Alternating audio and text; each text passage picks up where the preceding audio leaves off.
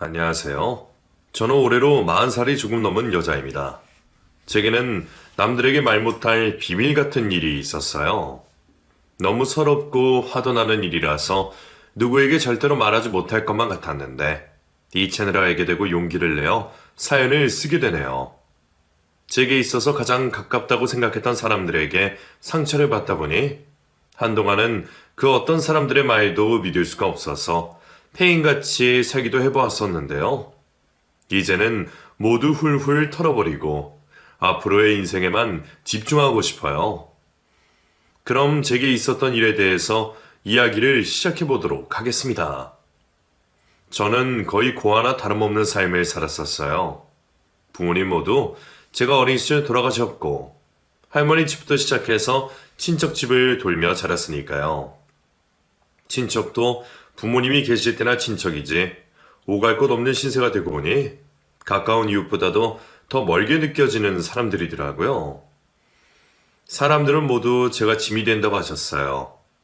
어린 나이였지만 저를 두고 하는 어른들의 이야기를 들으면서 무섭기도 했고 밤잠을 설치기도 했었죠. 아니 그렇다고 우리 집에 쟤를 데리고 살 수는 없잖아요. 어디 말이 되는 소리를 해요. 그래도 어쩌겠어. 저렇게 부모 다 죽고 혼자 남은 애를. 노인네 혼자 어떻게 보라고. 난 싫어요. 안 된다고요. 우리 애들 보기도 바빠 죽겠는데 내가 남의 집에까지 보게 생겼어요? 싫다면 싫은 줄 알아요. 절대 안 돼요 나는. 친척분들은 저를 두고 싸우셨어요. 결국 저는 나이가 엄청 연로하신 할머니 집에 살게 되었습니다. 그 할머니는 친척 할머니셨는데 연세가 많으시고 홀로 폐지 줍는 일을 하시면서 겨우겨우 생활을 하고 계셨었어요. 저도 한창 보살핌을 받아야 할 나이였지만 할머니 집에 살면서 청소며 밥 차리는 일이며 제가 참 많이도 했던 것 같아요.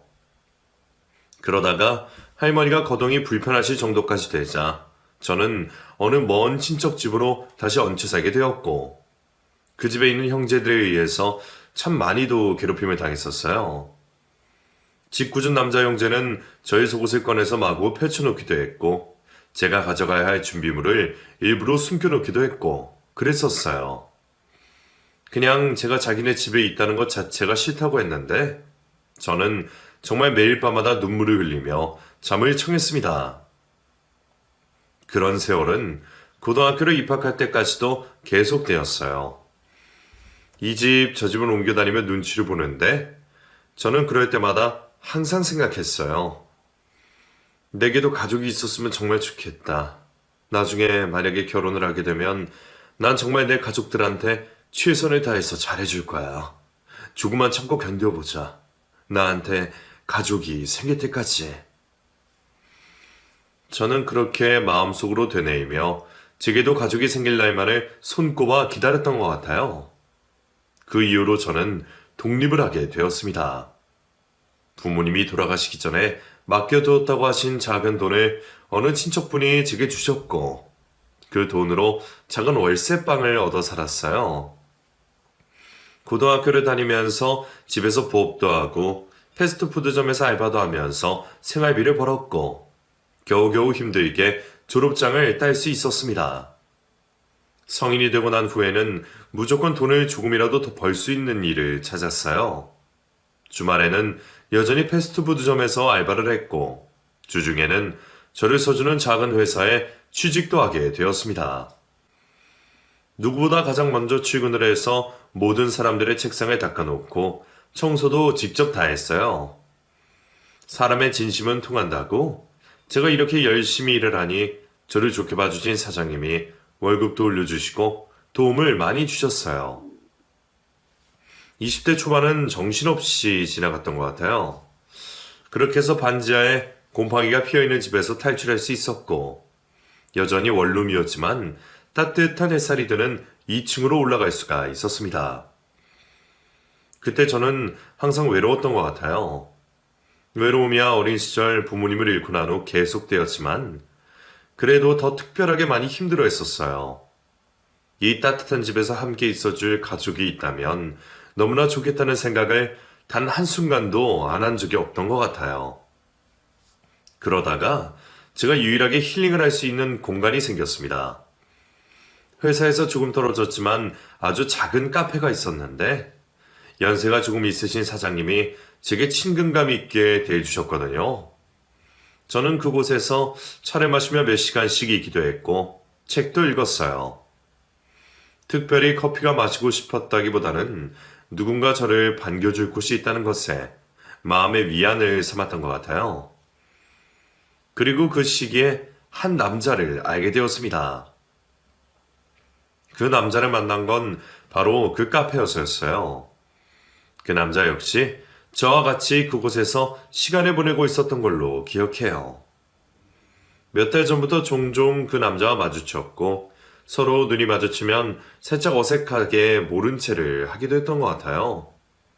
사장님은 제게도 그 남자에게도 친근하게 대해주셨는데 사장님과 이야기를 하는 그 남자의 목소리가 중저음에 그 멋있다고 혼자 속으로 생각한 적도 있었답니다. 그러던 어느 날 비가 많이 온 적이 있었어요. 저는 우산을 가져가지 않는 상태라서 퇴근하고 가는 길에 그 많은 비를 홀딱 담았고 카페로 들어가려고 하던 참이었어요. 그런데 뒤에서 어떤 남자가 우산을 제게 씌워주는 겁니다. 화들짝 놀란 저는 순간 멈칫하며 누군지 쳐다보았는데 카페에서 마주치던 바로 그 남자였어요. 그날 저는 처음으로 그렇게 가까운 데에서 보게 된 것 같아요. 저기 괜찮으세요? 비를 많이 맞으신 것 같은데. 아, 네. 비가 많이 오네요. 오늘 비 오는지도 모르고 우산을 안 가져왔어요. 감사합니다. 감사하긴요. 사실 아까 뛰어가는 뒷모습을 보고 그쪽인 것 같긴 했는데 실례가 될 것 같아서 망설이고 있었거든요. 좀 더 빨리 씌워드릴걸. 죄송하네요. 아니에요. 정말 감사할 뿐인걸요. 너무 감사합니다. 그 남자와 저는 자연스럽게 카페 안으로 들어갔습니다. 그리고 그곳에서 친절한 사장님이 건네주는 하나의 수건을 나누었으면서 서로의 온기를 느끼기도 했어요. 늘 멀리서만 바라보다가 처음으로 그렇게 가까이 그 남자를 바라보니 제가 생각한 것보다 훨씬 더 잘생기고 멋지더라고요. 저는 이상하게 가슴이 두근거렸고 혹시나 그 사람이 제 심장 소리를 들을까봐 조마조마했습니다. 그날 저희는 처음으로 같은 테이블에 앉아 따뜻한 유자차를 함께 마셨습니다. 카페 사장님은 보란듯이 저희들 보고 잘 어울린다라고 말씀하셨고 그 말은 들은 저희는 어색한 웃음을 지으며 고개를 떨구었죠. 사장님, 잘 어울린다뇨. 혹시 이분이 불쾌하게 느낄 수도 있을 것 같아요. 남자친구분이 계실 수도 있고요. 아니, 남자친구가 있는 사람이 혼자 카페에 이렇게 자주 와서 몇 시간씩 앉아있다가 내가 보기에는 둘 다 짝이 없는 것 같은데 나이도 비슷하고 외모도 잘 어울리는데 이참에 연애 한번 해보는 건 어때? 저희 두 사람에게 그렇게 말을 하시는 사장님을 저는 똑바로 쳐다볼 수가 없었습니다. 그날 함께 합성을 하고 굉장히 기분 좋은 만남을 뒤로한 채 아무런 성과 없이 헤어지게 되었어요. 그리고 거짓말처럼 다음날 또 그 카페에서 그 남자를 만났어요. 나중에 얘기를 듣고 보니 그 남자도 제가 그 카페에 올 줄 알고 갔었다고 하더라고요. 저 역시도 혹시나 그 사람이 오지 않을까 하는 기대감을 가지고 거기 갔었거든요. 그러니까 어쩌면 저희는 서로가 서로를 원하고 있었던 것 같아요. 그날 카페에서 우연을 가장한 만남이 이루어진 후에 저희는 서로 연락처를 주고받으며 자주 연락하는 사이가 되었습니다. 하나하나 그에 대해 알게 되면서 저는 온 신경이 그 사람에게 집중되었고 회사에서 일을 하면서도 하루 종일 몇 번씩 그 사람에 대해서 생각을 하고 있었어요. 감기와 사랑은 속일 수가 없다고 제 마음은 어느덧 그 사람을 향해 커져 있었고 그 사람 역시 그런 저의 마음을 느끼게 되었나 봅니다. 제게 어느 날은 물었어요. 자신을 좋아하는 게 아니냐고요. 제대로 대답도 하지 못한 채 얼굴이 벌겋게 달아올랐었는데 그 남자는 제게 말하더군요. 저기, 사실, 저 그쪽 많이 좋아해요. 예전에 카페에서 자주 마주칠 때부터 유심히 봐왔거든요. 그렇다고 제가 스토커는 아닙니다. 오해 마세요. 그래서 말씀인데, 저, 어때요? 어떻게 생각하세요? 많이 부끄러웠던 저는 아무 대답도 하지 못하고 고개만 끄덕이고 있었어요. 그리고 그날 이후 저희는 연인 관계로 발전하게 되었죠. 저는 정말 좋았어요. 아주 많이 행복했고 그 남자가 마치 제 가족이라도 된 듯 든든한 울타리의 느낌을 받았습니다. 이전에 아주 잠깐씩 만났던 남자가 있었지만 그 정도로 깊게 사랑에 빠지진 않았거든요. 그 남자는 저보다 2살이 많았고 전문대를 졸업하고 기술을 배워 엔지니어 쪽에 일을 하고 있었는데요. 자기 의견이 강하지도 않고 그렇다고 아무 생각이 없는 것도 아니었고 그냥 정말 착하고 온순한 사람이었습니다. 저도 이 남자처럼 성향이 약간 그랬거든요. 눈치라도 많이 보면서 살아서 그런 건지 남한테 싫은 모습 보여주고 싶지 않고 피해를 끼치는 일은 더더욱 싫었고요. 그래서 저희는 너무 잘 맞았던 것 같아요. 서로에게 배려했고 서로가 좋아하는 것을 해주려고 노력도 했습니다. 가족이 항상 그리웠던 저는 이 남자를 진짜 가족같이 생각하게 되었습니다. 제가 혼자 살고 있는 집에 자주 놀러 왔었는데 남친이 집에 가고 나면 빈자리가 너무 커서 혼자 힘들어하기도 하고 그랬었어요. 그럴 때마다 은근히 오늘 밤에는 함께 있어 주었으면 하는 생각도 많이 했었고요. 이런 저의 마음을 아는 남친도 꼭 결혼을 해서 함께 하자는 말을 자주 했습니다. 영원히 헤어지지 말자고요. 오빠가 조금만 있으면 평생 함께 해줄게. 알았지? 무서워하지 말고 문 꼭 잠그고 자. 따뜻한 남친의 말을 들으며 하루하루를 즐겁게 연애했어요. 그런데 남친은 아버지를 굉장히 무서워했었어요. 가끔씩 하는 이야기들을 들어보면 어렸을 때부터 아버지가 하라는 것을 안 하면 많이 맞았다고 하더라고요. 그건 지금도 마찬가지여서 대학 진학부터 직장에 취업하는 것까지 모든 것을 아버지가 결정해 주셨다고 했습니다. 오빠네 아버지 정말 그렇게 무서워? 성인인데 아직도 무서워하다니 어느 정도시길래? 모르겠어.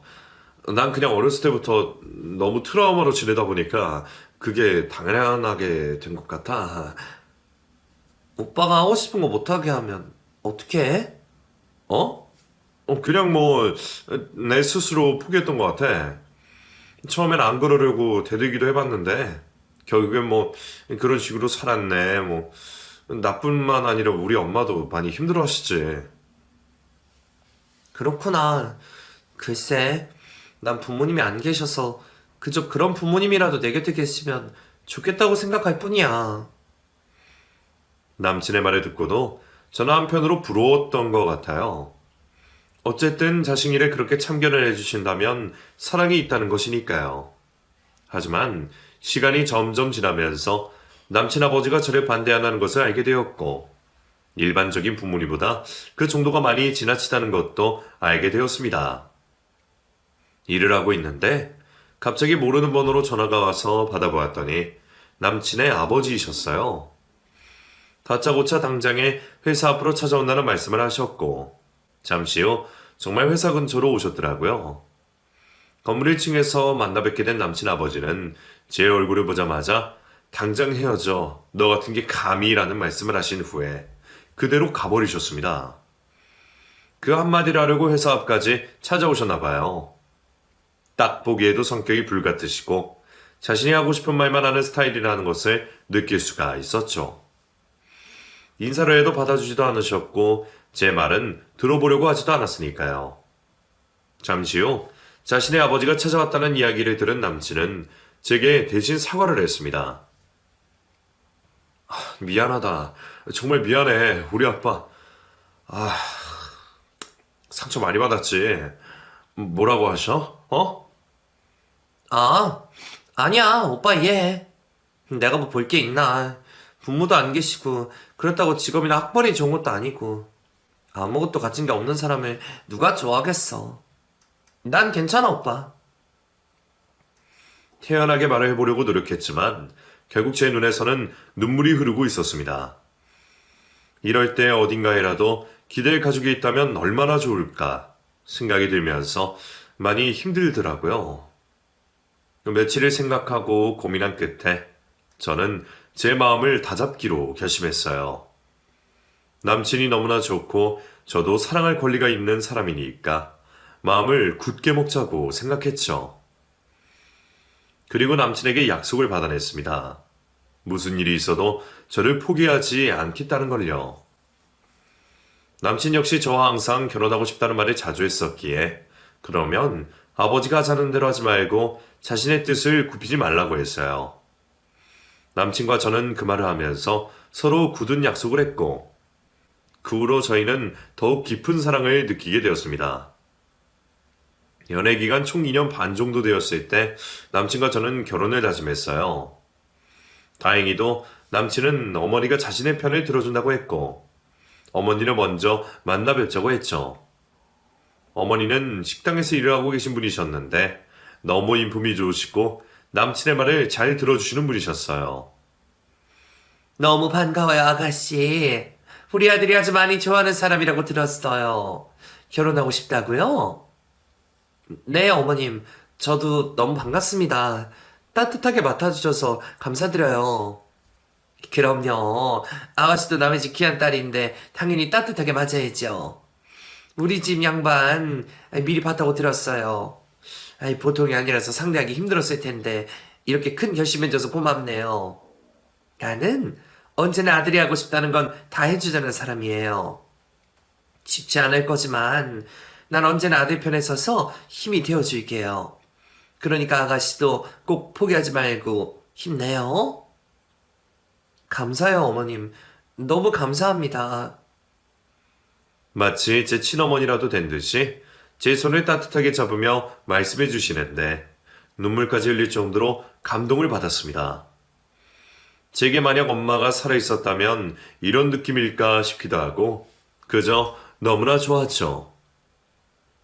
그리고 그 후로 저희는 남친의 아버지와 마주하게 되었고 아주 힘든 나날들을 보내면서 결혼을 하기에 이르렀습니다. 결혼 승낙이고 뭐고 그런 건 아예 없었고 그냥 끝까지 안 된다고 하시는데 남친이 짐을 싸서 집을 나와 저희 집에 머무르게 되면서 반억지로 결혼을 하게 되었어요. 결혼식도 처음에는 하지 않고 혼인신고 먼저 하고 있다가 한참 후에나 작고 조용한 결혼식을 치를 수 있었죠. 그 과정에서 시모의 얼굴에는 작은 멍자국도 보였고 뭔가 안 좋은 일이 벌어지고 있다는 것을 직감적으로 알 수가 있었습니다. 그렇다고 제가 해드릴 수 있는 것은 아무것도 없었어요.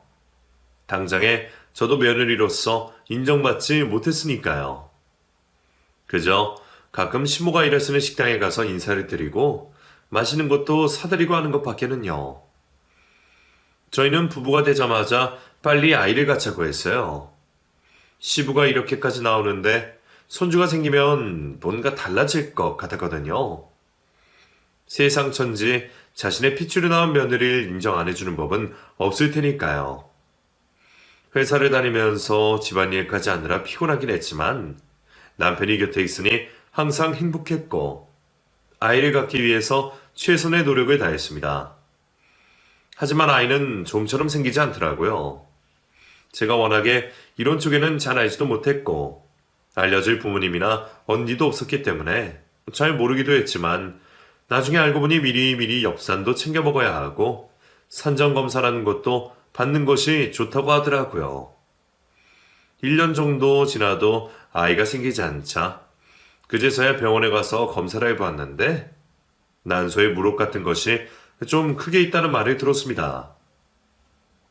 다행히도 악성은 아니라서 바로 제거를 하면 괜찮을 거라는 말에 그것만 하면 바로 임신이 되는 줄 알았어요. 하지만 무릎을 떼어내고 시간이 더 지나도 임신의 기미는 보일 줄은 몰랐죠. 시댁에서의 제 위치는 예상하신 대로 바닥이었습니다. 시모는 정말 저를 예뻐해 주시는 천사 같은 분이셨지만 시부는 아직도 저를 제대로 쳐다보지도 않고 계셨으니까요. 더군다나 말끝마다 저를 무시하는 말을 많이 하셨는데 굉장히 서럽고 힘든 나날의 연속이었죠. 아니 어쩌다가 저런 걸 데려와서는 이 애미가 어떤 년인지 알아야 근본을 알지. 어디서 굴러 먹다 온 에이지도 모르고 저러고 있으니 이 집안 망하는 꼴 순식간이다 순식간. 당신은 왜 그런 소리를 해요? 우리 아들이 사랑하는 아내예요. 우리 집 며느리라고요.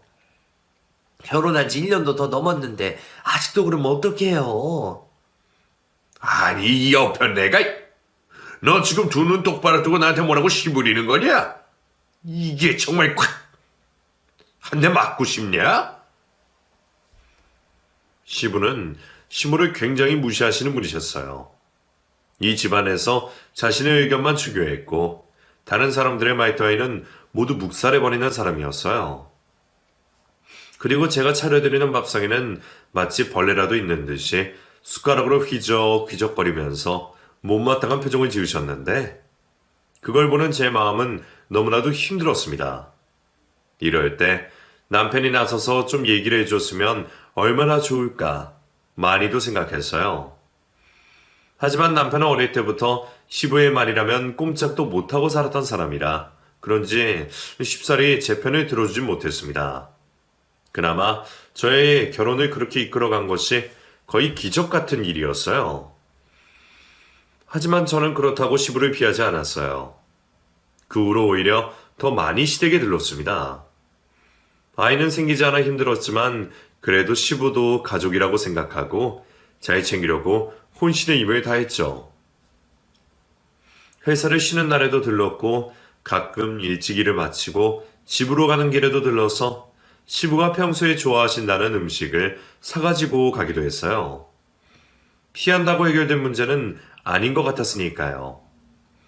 저를 본체 만취하셔도 그냥 음식만 놓아두고 가기도 했고 인사만 드리고 나오기도 했었습니다. 그러던 어느 날도 일찍 회사가 끝나서 시부가 좋아하는 해물탕을 포장해다가 시댁으로 향했어요. 시모는 아직 식당에서 일을 하고 있을 시간이고 남편도 양아 때문에 늦게 왔었거든요. 기회가 되면 같이 식사도 하면서 얘기를 좀 해보려는 생각에 시댁으로 향했는데 그곳에서 놀라운 광경을 목격하고 말았습니다. 시부가 다른 여자와 함께 있는 것이었죠. 야시시한 옷차림을 하고 입에 담배까지 물고 있는 여자와 맞닥뜨리니 막상 무슨 말을 해야 할지 모르겠더군요. 그 여자는 오히려 제게 먼저 말을 걸었어요. 이 집 며느리? 오빠, 이 집 며느리 듣던 대로 딱 불쌍하게 생겼네. 반가워? 앞으로 자주 보일 거야? 네? 누구세요? 누군지는 차차 알게 될 거니까 너무 궁금해하지 마 했고. 애도 못 낳고 몇 년을 버티다니 정말 대단해지기긴 하네.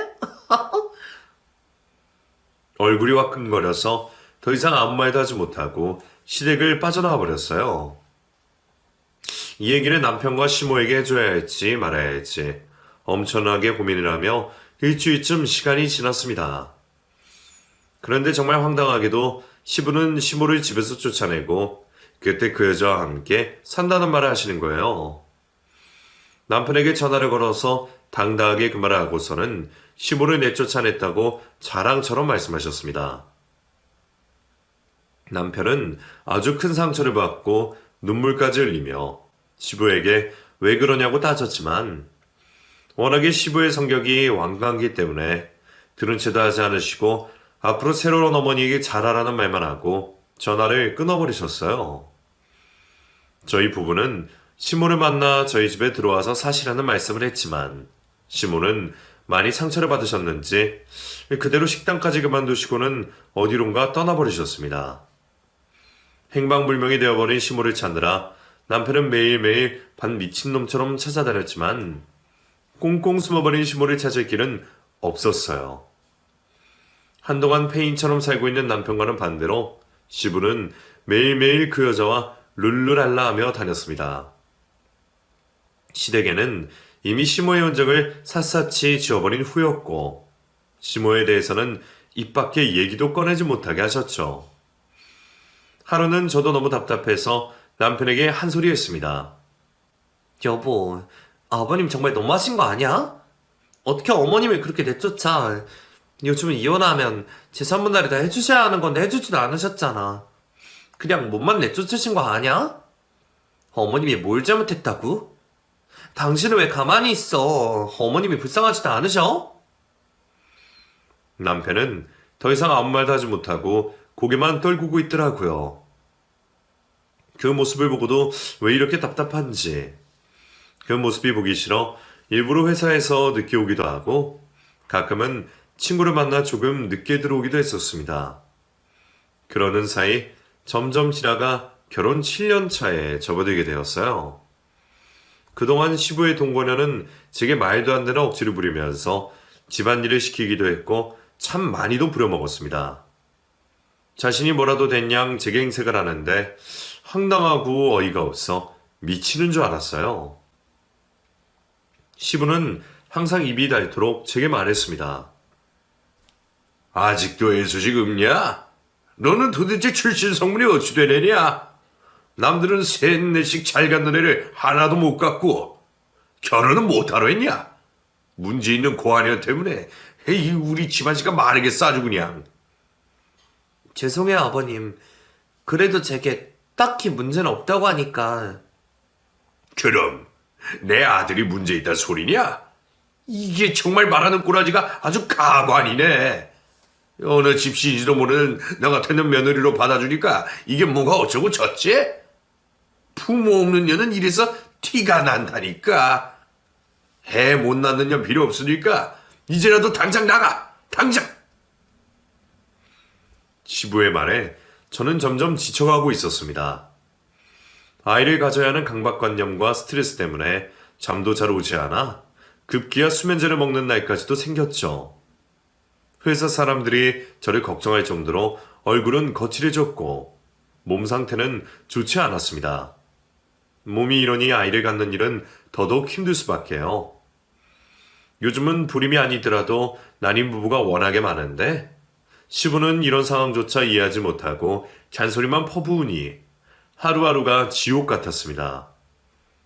그런데 언젠가부터 남편이 제게 대하는 행동이 뭔가 못마땅해 보이기 시작하더라고요. 무슨 말을 해도 시큰둥해 있고 아이를 갖자고 얘기를 해도 자꾸 저를 피하는 것 같기도 했고요. 거의 한 달 가까이를 잠자리도 하지 않고 뾰루퉁한 모습의 남편을 보니 화가 나서 무슨 일이 있느냐고 말했어요. 그랬는데 남편의 대답은 정말 충격적이었습니다. 당신 혹시 무슨 약 먹어? 어? 약이라니? 무슨 약? 피임약 같은 거 말이야. 나 솔직히 당신 늦게 들어오고 친구들 만난다고 하는 것도 다 이해하려고 했는데 누가 그러더라고. 당신이 밖에서 남자들 만나고 다니고 피임약 먹는 것 때문에 임신이 안 되는 거라고. 뭐가 어째? 당신 지금 무슨 말 하는 거야? 어디 말 같지도 않은 말을 듣고 나한테 그래. 내가 그럴 사람이야, 어? 내가 어디 그럴 사람이냐고. 정말 나를 그렇게밖에 생각 안 하는 거야? 당신 정말... 남편은 말도 안 되는 말을 하면서 혼자 오해를 하고 있더군요. 저는 몹시 화가 많이 났습니다. 이렇게까지 저를 의심하는 남편이 이해가 되질 않았거든요. 저에 대해서 누구보다 잘 아는 사람이 이런 식으로 저를 생각하다니 배신감이 어마어마했습니다. 하지만 남편의 의심은 좀처럼 좁혀지지 않았고 저는 그 의심의 근원지를 결국 알아내었어요. 바로 시부의 동거녀였더라고요. 저를 보면서 똑바로 해라, 밖으로 돌면서 딴 생각을 안 한다 그런 말들을 많이 쏟아내길래 제가 혹시나 해서 남편에게 무슨 말을 했느냐고 여쭤봤더니 그제서야 본색을 드러내시더라고요. 결혼 10년 만에 저는 시댁에서 아주 큰 배신감을 느끼게 된 것입니다. 그래, 내가 얘기 좀 해줬다? 멀쩡한 여자 남자가 왜 결혼 10년이 다 되도록 임신 한 번을 못하게 했어? 뭔가 문제가 있는 거 아니야? 피임약을 먹었다거나 뭐 그런 것도 있을 수 있고. 너 맨날 늦게 들어온다며? 그런 것도 다 밖에서 따로 놀려고 그런 거 아니겠어? 부모 없는 애들은 원래 다들 이렇더라고. 누구한테 제지를 당하면서 살았던 인생이 아니니까 지 하고 싶은 대로 다 하고. 아니, 왜 그런 말도 안 되는 말씀 하시는 건데요? 도대체 왜요? 왜긴 왜야? 너 같은 애가 우리 집 씨름 말라버리니까 내가 답답해서 하는 소리지. 우리 여보가 얼마나 손주를 기다리는 줄 아니? 하나밖에 없는 아들을 아주 대끈키게 만들기나 하고. 시부의 동거녀가 하는 말은 아주 가관이었습니다. 저는 더 이상은 참을 수가 없어 저도 모르게 시댁에 있는 방문을 발로 확 차버렸는데 그 순간 때마침 시부가 집에 들어왔죠. 갑자기 그녀는 제게 맞았다고 하면서 울기 시작했고 시부는 제 뺨을 아주 세게 날리면서 당장에 이 집에서 나가라고 했습니다. 이런 못 배운 년 같으니라고 근본 없는 연주제에 시애미를 때려? 2년이 10년 동안 애도 못 낳은 연주제에 어디 잘났다고? 당장 나가라. 우리 아들에서 당장 떨어져 이 찰거머리 같은 년아. 당장! 너무 억울해서 뭐라고 말을 할 새도 없이 시부는 저를 질질 끌고 저희 집으로 데리고 갔어요. 저와 시부의 모습을 본 남편은 놀란 토끼 눈을 해서 쳐다보고 있었고 시부는 제가 자신의 동거녀를 때리고 시댁집을 깽판에 쳤다고 말을 부풀려 하시면서 이런 여자를 당장 내버려야 한다고 했습니다. 안 그래도 남편과 사이가 좋지 않은 상태였는데 시부의 이런 말을 듣고 남편은 저를 원망의 눈빛으로 쳐다보더군요.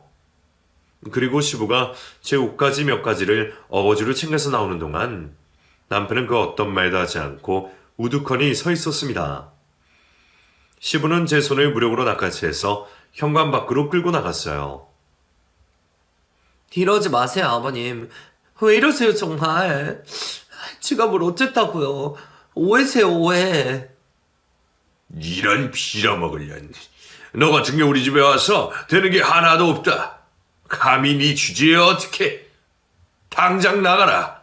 이 집안에 발도 붙일 생각하지 마. 현관문 소리가 쾅 하고 닫혀버렸고 저는 그 길로 내쫓아진 사람이 되어 있었습니다. 다시 들어가고 싶지 않았어요.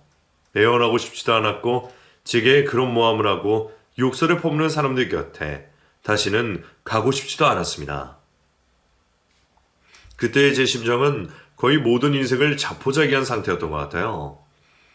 아무것도 생각나는 것도 없었고 또 아무것도 하고 싶은 것도 없었고요. 그렇다고 기대의 친정이 있는 것도 아니었기에 저는 갈 길을 잃은 어린 양 마냥 길거리를 배회하기 시작했습니다. 한참이나 눈물이 흐른 후 정신을 차려보니 어느덧 밤 12시가 넘은 시각이더군요. 어떤 술 취한 아저씨가 제게 와서 비틀거리며 행패를 부리려고 하길래 일단 어디라도 들어가야겠다는 생각으로 찜질방에 갔고 그곳에서 회사도 가지 않고 며칠을 버텼습니다. 회사 사람들의 전화도 받지 않고 또 남편의 전화도 받지 않았어요.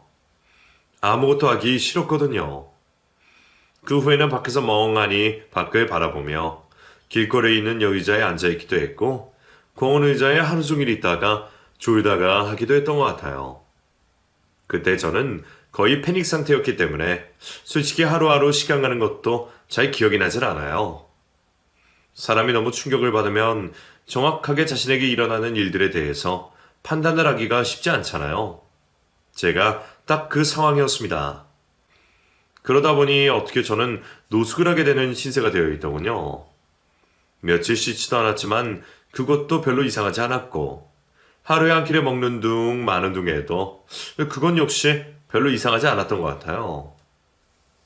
모든 것이 될 대로 되라라는 식으로 자포자기하며 얼마나 버텼을까. 그날도 길거리에서 노숙을 하고 있었는데 누군가 제게 와서 따뜻하게 손을 잡아주었습니다. 떠지지 않는 눈을 뜨며 앞을 바라보니 상상하지도 못한 인물이 제 앞에 서 있었어요. 그 사람은 바로 저를 너무 예뻐해 주셨던 시모였습니다. 시부에게 쫓겨난 후 연락이 안 되고 행방불명이 되었던 시모가 제 앞에 찾아오신 거예요. 어머님? 어머님 맞죠? 왜 여기 이러고 있어? 우리 아가 왜 여기 있는 거야? 얼른 일어나자. 나랑 같이 가자. 아이고, 우리가 너를 얼마나 찾았는데 여기 이러고 있어. 어머님, 어디 가셨던 거예요? 왜 저를 버리고 가셨어요? 어머님 없이 얼마나 힘들었는데요. 그래, 그래. 다 안다, 알아. 아휴, 얼마나 힘들었을꼬. 그러니까, 이제 정신 차리고 나랑 같이 가자, 어? 저는 시모의 따뜻한 손을 잡고 일어났습니다. 그리고 시모와 함께 택시를 타고 시모가 살고 있는 작은 집으로 들어갔어요. 시모는 아무것도 가지지 못한 채 쫓겨난 후 여기저기 다른 식당 일에 전전하면서 살다가 겨우 이 작은 집을 마련했고 바보같이 당하고만 있던 세월이 억울해서 시부에게 소송을 준비하고 있으셨다고 했어요. 이혼을 제대로 했었으면 시부가 갖고 있던 땅과 다른 건물을 재산분할했을 텐데 시부는 의도적으로 그러고 싶지 않아 자기를 내쫓았다고 하시더군요. 그러던 중 지인을 통해 변호사를 소개받았고 이혼 소송을 준비하기로 마음먹었다고 하셨어요. 뒤늦게 마음을 다잡고 제 남편에게 연락을 해서 저의 상황을 듣고는 저를 많이 찾아다니셨다고도 했습니다. 제 남편과 같이 갈 만한 곳은 싸그리 다 뒤졌다는 말을 하셨고 남편이 저를 많이 그리워한다고도 했어요. 저는 시모의 집에서 몸과 마음을 안정시키게 되었습니다. 깨끗하게 몸을 씻고 며칠간 잠을 자고 시모가 차려준 맛있는 밥을 먹으면서 마음의 위로도 받게 되었죠. 제가 처음에 생각한 것처럼 시모는 정말 제 친정엄마였으면 좋겠다 싶을 정도로 좋으신 분이었습니다. 며칠 후 시모는 제게 조심스럽게 말씀을 건네셨어요. 재민이 오라고 해도 돼? 이제 만날 수 있겠어? 어머님, 저 아직은요. 아직 그러고 싶지 않아요. 조금만 더 시간을 주세요. 그래, 그러자. 앞으로는 행복한 날만 남았으니까 조금 더 천천히 하자. 알겠어. 제 남편을 만날 수 있느냐는 말에 저는 조금 더 시간을 달라고 했습니다. 그때까지만 해도 저를 그렇게 쫓겨나게 내버려둔 남편을 원망하고 있었거든요. 시모는 그 후 시부에게 이혼 소장을 보냈고 그 과정에서 시부의 동거녀가 재산을 자신의 명의로 돌려놓은 것도 확인하게 되었어요. 그런데 정말 웃긴 건 시부는 그런 걸 자세히 알고 있지 못하시더라고요. 그렇게 자기 고집이 강하고 남의 말은 잘 안 들으시는 분이 어쩌면 동거녀가 자신의 재산을 빼돌린 것도 잘 알지 못하고 그러고 있었는지 모르겠습니다. 결국 동거녀가 시부의 인감과 동장 등을 몰래 빼돌려서 한 짓이라는 것을 알게 되었고 시부는 동거녀와 헤어지게 되었어요. 불법적인 명의 이전은 다시 취소가 되었고요. 그러면서도 시부는 당당하게 시모에게 말씀하시더군요. 그래, 내가 다시 받아줄 테니까 와서 살림이나 똑바로 해. 알았어? 뭐? 이 영감탱이야 받아줘? 받아주긴 뭘 받아줘? 너 같은 인간 말종하고는 상종하기도 싫다. 이혼 소송하고 못 봤냐? 출석해서 법원 가서 얘기해. 정확하게 재산 분할할 거고 내가 챙길 거 다 챙길 거야. 이놈아, 내가 평생 결혼 생활하면서 너한테 들은 욕이랑 맞은 거 생각하면 깜빵에 쳐놓고 싶어. 뭐라고? 이 옆에 내가 정말 미쳤나? 너 미쳤냐? 제정신으로 하는 소리냐고? 그래, 이제서야 제정신이 된 거 너무 후회한다. 후회해. 너 한번 앞으로 얼마나 잘 살아보자. 난 더 이상 너 같은 쓰레기랑 할 말 없으니까 할 말 있으면 내 변호사랑 얘기해. 알았어? 시모는 정말 다른 사람이 되어 있으셨어요. 너무나도 멋지게 시모에게 한 방 크게 날려주신 시모가 세상에서 가장 멋지셨습니다. 시모와 함께 서 있는 제 모습을 힐끔 쳐다보시더니 한숨을 크게 쉬시던 시부에게 시몬은 정말 멋진 말씀을 하셨어요. 내 딸은 왜 쳐다봐? 애 못 낳았다고 맨몸으로 내쫓을 때는 언제고? 너 같은 인간은 쳐다보지도 못하는 귀한 애거든? 그러니까 앞으로 얘와 관련돼서 그 어떤 입도 놀리지 않는 게 좋을 거야. 알겠어? 아니, 이 여편네가 정말 단단히 미쳤구만. 시몬은 제 손을 꽉 잡고 당당히 그곳을 빠져나왔습니다. 그리고 빠져나온 그곳에는 제 남편이 서 있었어요.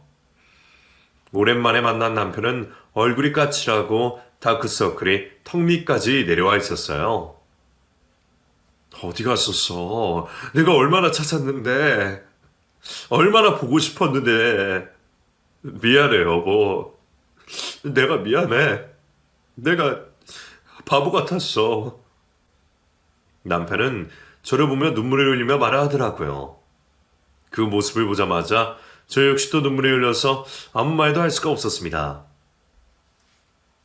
나 원망 많이 했지. 나 많이 미워했지. 당신 내쫓기는 내 아무 말도 못하고 가만히 있던 바보가 나야. 많이 미워하고 많이 원망해. 하지만 나 당신 없이는 못 살겠어. 정말이야. 단 하루도 마음 편하게 있어 본 적이 없어. 그래, 원망 많이 했었어. 당신 정말 바보 같았어. 무슨 일이 있어도 나 꼭 지켜준다고 했잖아. 근데 당신 아버지랑 그 여자 말만 듣고 어떻게 내가 그렇게 되도록 가만히 놔둘 수가 있어? 남편은 저를 말없이 안아주었습니다. 저희는 그렇게 다시 하나가 되었어요. 남편은 그날 저녁 저를 찾아 사방팔방을 헤맸다고 하더군요. 저는 하염없이 걷다가 다른 동네까지 건너가서 찜질방에 잠이 들어있던 며칠 동안 말이죠.